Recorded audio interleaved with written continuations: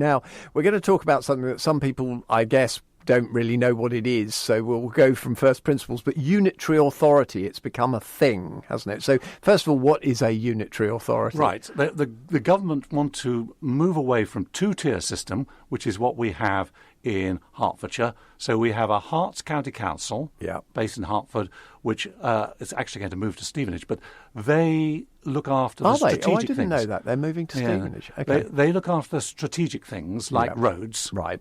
And then you have a district council, and we have 10 of them in Hertfordshire, and they look after the local things, particularly the statutory obligation to house people. That's their main thing. Right, and things like refuse collection, things like that. And I think the government are saying they can save a lot of money by getting rid of the two-tier system and having unitary authorities which take over control for strategic things and for local things. So you would no longer have a St Albans District Council, you wouldn't have a Dacorum Council, you wouldn't have a Watford Town Council, it would all be Hertfordshire, and that's how it would be run. The debate now is Hertfordshire is about 1.2 million people. Right. How do you divide it up?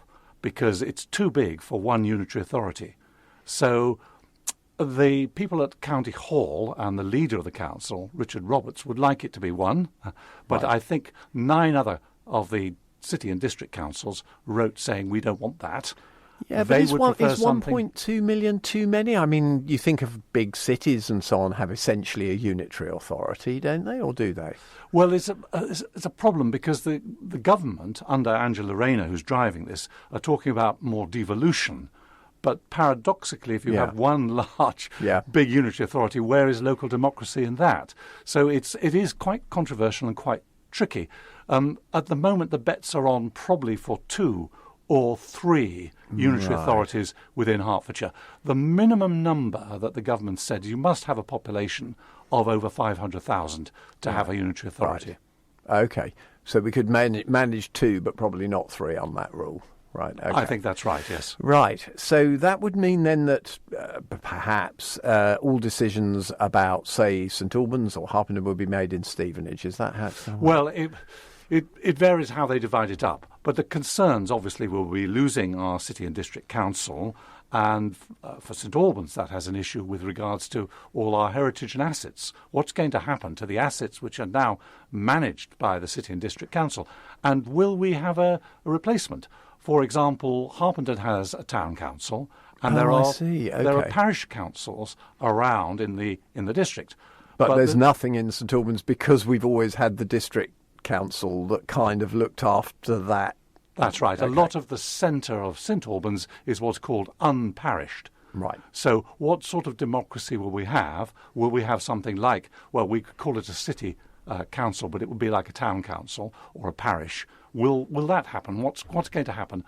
And one of the issues, what will happen to the mayor, who, of course, has a long historic tradition of having a mayor in St Albans. So there's a lot of unanswered questions at the moment, and it's going to be a period, I guess, of some consultation. What does the council have said? The leader of the council, Paul de Court, has said publicly is they're not going to try and fight the idea of unitary authorities. Right. It's going to happen. How it's going to happen and what it's going to look like is very uncertain at the moment. Okay, so possibly some sort of council, but wouldn't that then start reduplicating the very thing you've just got rid of? Well, yes, there's a lot of unknowns in this. Luton, for example, is a unitary authority. It's big enough to run its own self. And so there are models. I think the present government like the idea of unitary authorities and an elected mayor. They've seen that working for some of the big cities, and they like that idea. So that's probably also on the agenda. We'll have an elected mayor for whatever unitary authority we have. West Hertfordshire or whatever. Exactly. Okay. Okay, well, I don't know. It's difficult to know how to feel about that, isn't it? In some ways, it's always been the case that there's been a bit of finger-pointing in both directions about, oh, no, roads, that's them, we can't do it, all that sort of thing. So that might go away, which would be quite helpful. But on the other hand, you do worry about if there's a bunch of people somewhere completely different managing your city. Angela Rayner says it's going to save a lot of money and it should make things more efficient. Well, we'll have to see on that.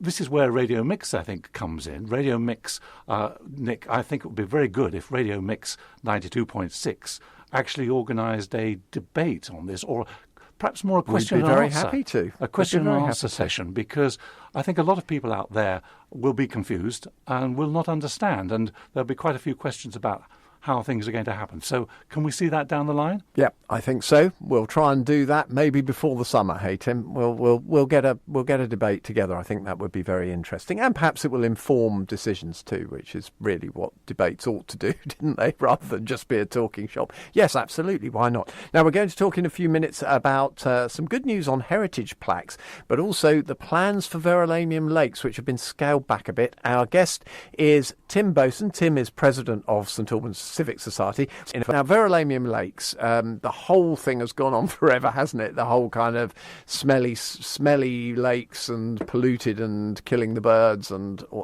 finally something is going to happen, but it's not really what should happen, maybe. Well, yes, the poor old lakes have been a problem, because when they were dug out and things, things were rather different, and they wouldn't do it the way they did it then.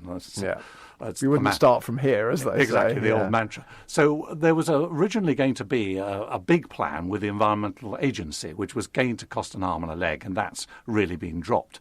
So there's a new plan now, which has been approved by the council, right, which is to get the silt out and create banks around it and create some wetlands, particularly in Bell Meadow. Right. So Bell Meadow is where? That's the flooded bit, which runs on towards St Michael's. Right. So that will be more of a wetland. And they wanted originally in the original plan to follow the natural flow of the River Ver. Well, they're not going to do that now. Okay. It's going to be a half. The plan has been approved, but of course it's still also got to be fully costed. So tenders will go out, and whether depending on what they can afford, because they put aside, I think they put aside something like £2.2 million to cover this, and depending on what they get back, whether they'll be able to go ahead or not is still uncertain. What is happening, though, is the Environment Agency are cleaning up the River Ver, which listeners may know is quite a rare, I should say, chalk stream, and they're cleaning that up. So what does cleaning up mean? Sort of just getting rid of undergrowth and getting rid of a lot of the overhanging trees, okay, and cleaning it up. And there's still, of course, a lot of concern about it getting polluted, particularly with the overflows that have been happening with the heavy rain. Yes. So they're trying to deal with that. The amount of water that's been abstracted has gone down steadily over the years, and that's helped the flow. Right. They really want to get the flow back. Yeah. And that will be important, of course, even for the new projects in the lakes, because one of the problems is the flow has not been good enough, it's silted up, and then all the things that you were mentioning earlier have happened. So I think it's fingers crossed that the money will cover what they need to do. Well, we do have to hope, don't we? Because there isn't really any other solution, and the dredging the lake occasionally sorts it for a little while, but it's obviously an expensive way of going about it, but not as much upfront spend, and that's a problem right now, isn't it? So when do we think we'll know? So a few months' time? I honestly don't know the answer to that question. Yeah. I mean, it is a major asset for the city. The lakes and the park, all the old Roman city there is fantastic. So it really does need something to be done. All right, well, we will keep our fingers crossed, and I know you'll keep us up to date in your monthly updates, Tim. Now, you're a driving force behind the blue plaques for St Albans City, so, plaques commemorating people of note around the area and where perhaps they lived or were born or were educated and so on.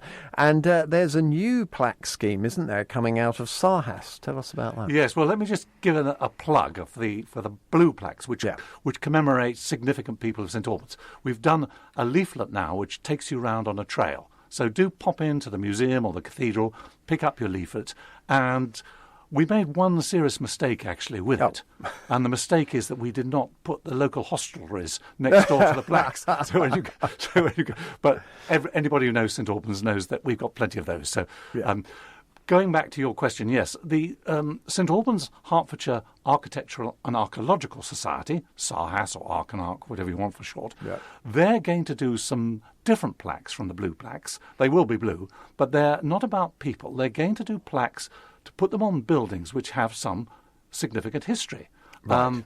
And there are some plaques already up, which were put up, I think, probably in the 1960s, which are deteriorating and falling apart, not very good ones. So they're going to start by replacing those. Right. And then there'll be some new plaques. So, for example, if we take one building, the Grange, which people will know now as the Saint and Sinner, lovely 18th century in the middle of St Peter's Street, they're going to put a plaque up underneath the plaque that celebrates the famous Betty Entwistle, the first female town clerk.